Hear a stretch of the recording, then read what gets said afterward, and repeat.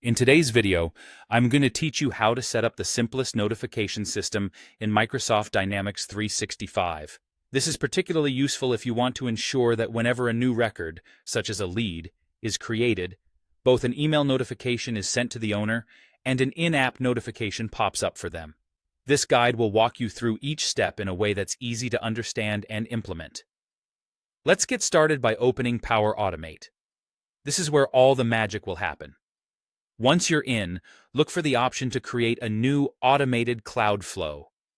This is essentially the backbone of your notification system, as it will be triggered automatically when the conditions you set are met.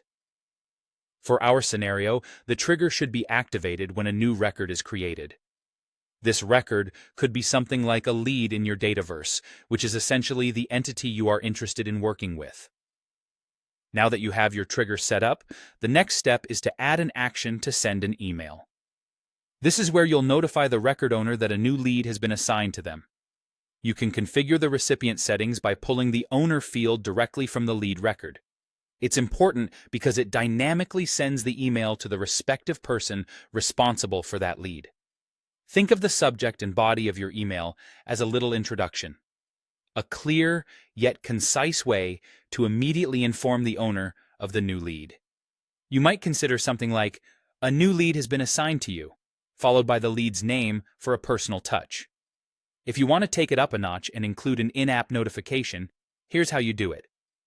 Add another step, choosing either the Send Push Notification v2 or Create Notification in-app action if it's available.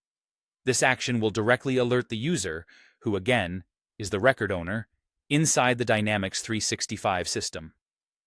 Your message could be as straightforward as, "You have a new lead," once more using the lead's name for clarity.